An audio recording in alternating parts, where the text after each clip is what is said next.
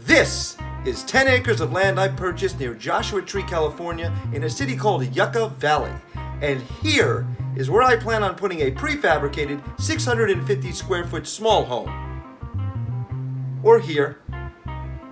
Or here. I can't actually see the land right now. I'm pointing at a green screen. Somewhere in this vicinity here.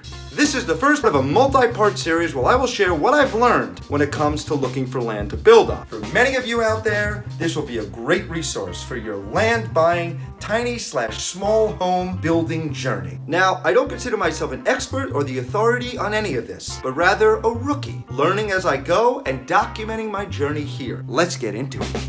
Nearly 2 years ago now, I began looking for an investment property for me and my fiancée, Karen. Yes, her name is Karen. Well, as many of you know, Los Angeles is one of the most expensive real estate markets in the nation. So you could imagine the harsh reality we had to face. Even if we could get a mortgage, cash flow was non-existent. During this time, my friend Darren introduces me to the world of tiny home living, and I've become pretty enchanted by it, for the same reasons I'm sure many of you are. After several months of looking for a property, I stumbled on something almost by accident. I was texting with a friend of mine who was telling me about a house him and his wife just bought in an area of LA I had never heard of called Lincoln Heights on the eastern side of LA. I started to Zillow this area like crazy, and then it happened. I came across an area near Lincoln Heights called Mount Washington. It's mainly up on a mountain, hence the name, with beautiful views of downtown Los Angeles. But what I really stumbled on was land. Lots and lots of land for sale. And not only was it for sale, but it was reasonable. How could this be? Did I find a hidden gem in LA?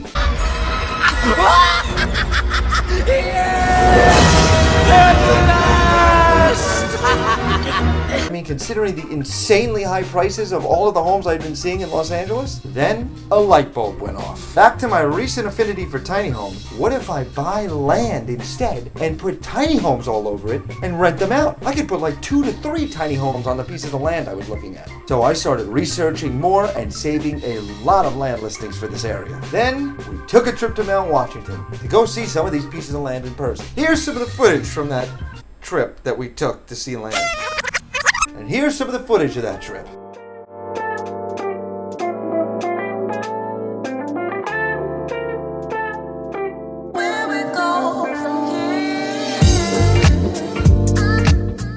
Well, as you can tell, it's darker, but we are 10 minutes away from Mount Washington. Fighting time. This is a cute area. It's very cool. Turn right. That's it. That's where the land is. Where? Up here.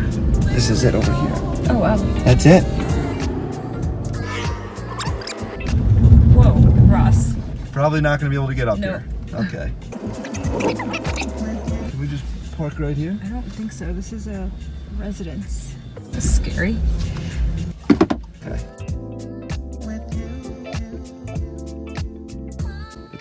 This should be the land right here.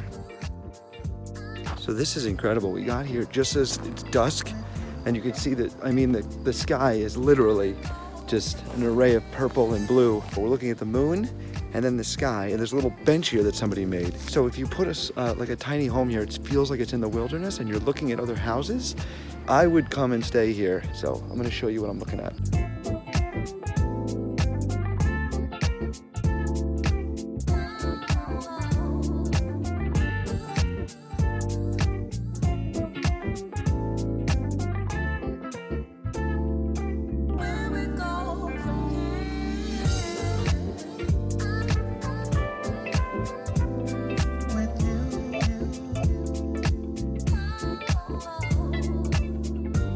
Then the sun had gone down and we almost called it a night or a day. But we decided to go look at one more piece of land I had on the list. And lo and behold, it was beautiful. Up on a perch, not a lot of houses nearby, 360-degree view with views everywhere. Perfect view of downtown Los Angeles. I called up the listing agent the next day. We got to talking. I told her my plans, and come to find out, she's into the tiny home culture as well. She steered me away from her listing and told me for what I'm looking to do, I gotta go to the desert.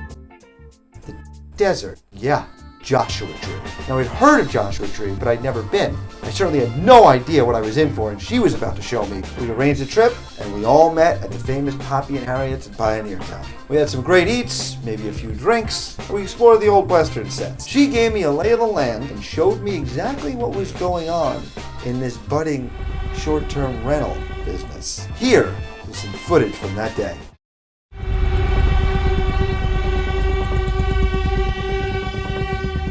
Something is poking my feet. Ow.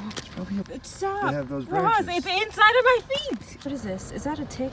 It's one of those little stubble things from here. Yeah, I got it here. You get it?